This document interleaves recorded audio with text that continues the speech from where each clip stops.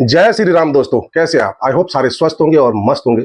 तो आज की डिबेट नहीं है, चर्चा है राज्यसभा में जो सरकार वक्फ बोर्ड अमेंडमेंट बिल लेके आई है उसके ऊपर।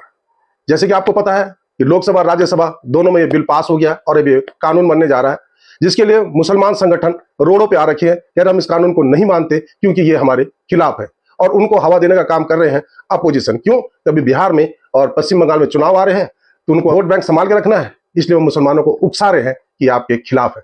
इसी को लेकर सुधांशु त्रिवेदी ने अपोजिशन की एक एक करके पूरे धागे खोल दिए और बता दिया बिल अमेंडमेंट क्यों जरूरी है। किस तरीके से कांग्रेस ने वक्फ बोर्ड को असीमित शक्तियां दे रखी थी कि किसी की जमीन पे भी हाथ रख दे वह जमीन उसकी, क्योंकि प्रूफ आपको करना है, उनको नहीं। इसी को लेकर सुधांशु त्रिवेदी ने एक एक करके पूरी कड़ियों को खोलते हुए विपक्ष को औहदे में गिरा दिया। और कैसे गिराया देखते हैं इस वीडियो में। वीडियो पूरा देखना, तभी आपको पता लगेगा किस तरीके से सुधांशु त्रिवेदी ने अपोजिशन की झूठ का जो ये प्रोपेगेंडा चल रहा था उसको किस तरीके से ध्वस्त किया और कैसे बताया कि यह अमेंडमेंट बिल जरूरी है मुसलमानों, गरीब मुसलमानों के हक के लिए। तो शुरू करता हूं वीडियो। इंदिरा जी के जमाने में मुस्लिम पर्सनल लॉ बोर्ड आया, तो राजीव जी के जमाने में शाबानो केस आया, तो नरसिम्हा राव के जमाने में 95 का एक्ट आया, तो मनमोहन सिंह जी के जमाने में 2013 का एक्ट आया, मगर इलाज नहीं निकला। तो इसे एक शेर में कहूंगा कि मरीजे सेकुलर इश्क पर लानत खुदा की, मर्ज बढ़ता गया जो दवा की। अब मैं सभापति महोदय एक और बात कहना चाहता हूं। शुरू के 20-25 साल में मुस्लिम समाज के बारे में मैं कहना चाहता हूं। आज जब आजादी मिली तो मुस्लिम समाज के प्रतीक कौन थे? उस्ताद बिस्मिल्लाह खां, उस्ताद फरीदुद्दीन डागर, उस्ताद बड़े गुलाम अली, उस्ताद जाकिर हुसैन जिनकी अभी कुछ दिन पहले डेथ हुई, बड़े बड़े नगमा निवार, हसरत जयपुरी, मजरूर सुल्तानपुरी, साहिर लुधियानवी, कैफी आजमी, जोश मलियाबादी, जिगर मुरादाबादी। अब सर क्या हो गया? तब मुस्लिम समाज इन अदब के शाहकारों के साथ जोड़ा जाता था। आज मुस्लिम समाज का नेतृत्व किन लोगों के साथ जोड़ता है? इशरत जहां, याकूब मेनन, मुख्तार अंसारी, अतीक अहमद, दाऊद इब्राहिम। कौन जोड़ रहा है ये? तब से सर, जब से ये सेकुलर हो गया देश 1976 से और सेकुलर सियासत शुरू हुई, उसने ले जाकर इनको इस मुकाम तक पहुंचाया। और इस वक्फ बोर्ड के बिल में भी जो बात कही जा रही है सर, मुस्लिम समाज को यह समझाया गया कि तुम्हें बीजेपी वालों को तुमसे बड़ी अदावत है, और कहा गया इनको बड़ी मोहब्बत है। जब यह देश आजाद हुआ, मैं उत्तर प्रदेश का रहने वाला हूं, उत्तर प्रदेश में 1931 की संसद में 8% रेट ऑफ डेथ थी और सैयद मुसलमानों में 24% थी। यूपी की ब्यूरोक्रेसी में 20% थे। आज कहां चले गए सब? मैं एक लाइन में कहना चाहूंगा, ये अदावत और मोहब्बत की सियासत में ऐसे फंसे कि किसी को किसी की मोहब्बत ने मारा, किसी को किसी की अदावत ने मारा, मगर इस शराफत अली को सेकुलर सियासत ने मारा। और मैं सभापति महोदय एक और बात कहना चाहता हूं, और उसके बाद ये हमारा सदन माने ना माने जो देख रहे होंगे उनके लिए कहना चाहता हूं। Sir, doctor APJ Abul Kalam थे, और मैं सारे सदन से कहना चाहूंगा, डॉक्टर कलाम का नमाज जनाजा और याकूब मेनन का नमाज जनाजा एक ही दिन हुआ। कितने लोग याकूब मेनन के नमाज जनाजा में गए और कितने डॉक्टर कलाम के नमाज जनाजा में गए? डॉक्टर कलाम मेमोरियल पे कितने लोग की फोटो है? दिखाएं मुझे, सोशल मीडिया पे पोस्ट की हो। मगर अफजल हालात का मारा था आपके एक मंत्री का ऑफिशियल ट्वीट है, वही सदन के सदस्य नहीं तो मैं नहीं बोल रहा हूं।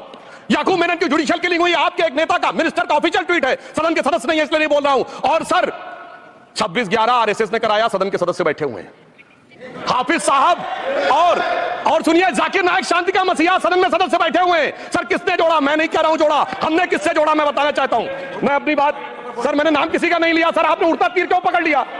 सर मैंने नाम नहीं लिया, उड़ता तीर क्यों पकड़ लिया? सर मैं पूरी बात करूं। सर मैं कहना चाहता हूं, हमारी सोच मुस्लिमों के बारे में और इनकी सोच में क्या अंतर है। देखिए, जिन लोगों ने मुस्लिम हिस्ट्री नहीं पढ़ी उन्हें मैं बताना चाहता हूं। एक दो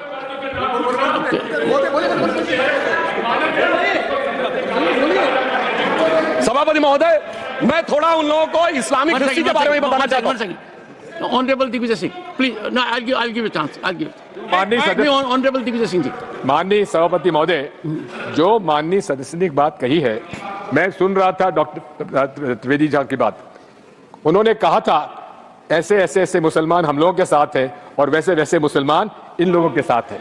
बात यह है कि आपने जिस तरह से इस पूरी बात कही है, यह घोर आपत्तिजनक है, अपमानित करती है, और जो माननीय सदस्य ने भी मेरे बारे में भी कहा है, मैं उनकी निंदा करता हूं।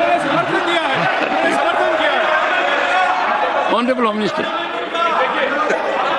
Honourable home minister, honourable home minister, एक सेकंड।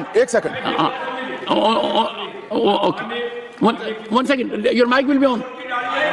जी महोदय, मुझे ये सब कहने की जरूरत नहीं है, लेकिन जो गुजरात में दंगे और फसाद हुए, कौन कौन उसके लिए जिम्मेदार थे बताइए।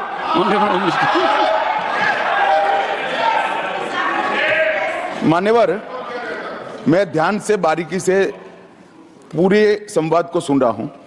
माननीय सदस्य सुधांशु जी ने दिग्विजय सिंह का नाम नहीं दिया। अब वो खड़े होकर कहे मेरे बारे में कहा, इससे साबित हो गए। और अभी भी मौका है, आपने नहीं कहा है कि 26/11 के हमले में आरएसएस का हाथ था, तो अभी खड़े होकर माइक चालू कराकर बुलवा दीजिए। और आपत्तिजनक बात है, मैंने ये बात कभी नहीं कही है, ये आप लोगों का प्रचार है। मेरी आपत्ति इस बात की थी कि सभी माननीय सदस्य ने और बात कही है कि अब हमारे तरफ ऐसे ऐसे मुसलमान थे और वैसे वैसे मुसलमान हम लोग की तरफ थे। ये पूरे समाज के साथ, पूरे अल्पसंख्यक समाज के साथ अपमानजनक बात है।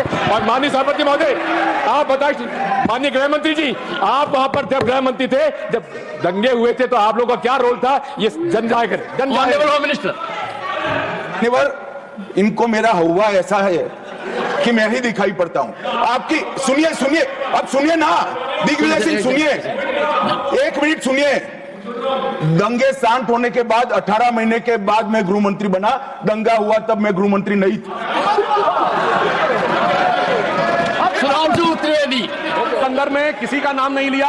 अजीज बर्नी की किताब थी 2611 एंड आरएसएस कॉन्स्पिरेसी, कोई जाके चेक कर ले उसमें कौन कौन कहां था। अब मैं मुसलमानों के बारे में कहना चाहता हूं, मुस्लिम समाज के लिए। बहुत से लोग ऐसे हैं जिनको मुस्लिम समाज की हिस्ट्री नहीं पता है। मैं बताना चाहता हूं, भारत से जब न्यूमेरिक सिस्टम सबसे पहले गया तो अल जहर थे सबसे पहले, जिन्होंने जाके 1793 में जो सूर्य सिद्धांत था, उसके बाद उन्होंने एक किताब लिखी।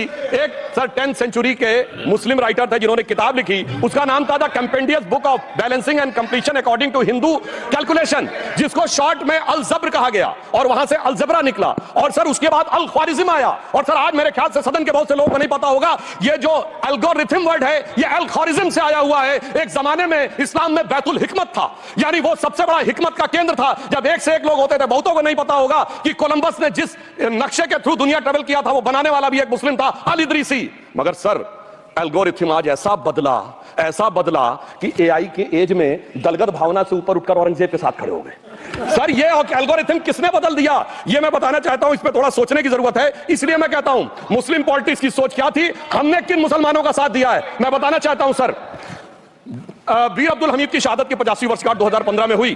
प्रधानमंत्री मोदी जी ने उनके पूरे परिवार को और उनकी पत्नी को बुला के सम्मानित किया, और इन लोगों ने उस यासीन मलिक को, जिसके ऊपर 3 एयरफोर्स के ऑफिसर्स को हत्या करने का आरोप था, वो प्रधानमंत्री आवास में। सर साफ दिखाई पड़ता है कौन किसके साथ खड़ा हुआ है, कौन किस तरह के मुसलमान के साथ खड़ा हुआ है। और सर मैं ये भी कहना चाहता हूं, सर ये पिछले, सर अपने टर्न पे बोलिए, सर पिछले 30-35 सालों से हुआ खड़ा किया जा रहा है। 1990 में जब राम मंदिर आंदोलन हुआ, कहा गया बीजेपी आएगी उत्तर प्रदेश में खा जाएगी। सर बीजेपी आने के बाद उत्तर प्रदेश में जानते क्या हुआ सर, 22 साल से शिया सुन्नी के बीच में जो दंगे चलते थे और मदे साहबा का जुलूस नहीं निकलता था, शिया समुदाय का मदे साहबा का जुलूस लखनऊ में हमारी सरकार में निकलना शुरू हुआ। और उसके बाद कहा गया केंद्र में भाजपा आएगी तो खा जाएगी। सर अटल जी की सरकार आई, इतनी शानदार स्थिति रही। उसके बाद कहा गया गुजरात में आएगी तो भाजपा खा जाएगी। सर गुजरात का मुसलमान आज सबसे समृद्ध मुसलमान है, सबसे ज्यादा जकात वहां से आता है। उसके बाद कहा गया मोदी जी की सरकार आएगी तो क्या होगा। सर मोदी जी की सरकार आने के बाद हमारे साथियों ने बताया है अल्पसंख्यक समुदाय के 70% लोग हैं जिनको किसी न किसी एक योजना का लाभ जरूर मिला है। और सर फिर कहा गया सीए आएगा तो नागरिकता छिन जाएगी। सर उसके बाद भी आपने सब देखा, और सर हम बचपन में सुनते थे कि राम मंदिर बनने लगेगा तो मिडिल ईस्ट के देश पेट्रोल देना बंद कर देंगे। सर राम मंदिर भी बन रहा है और भारत मिडिल ईस्ट कॉरिडोर भी बन रहा है और अबू धाबी में भी मंदिर बन रहा है और 4 मुस्लिम देशों ने सर्वोच्च नागरिक सम्मान मोदी जी को दिया हुआ है। इसलिए मैं कहना चाहता हूं सर,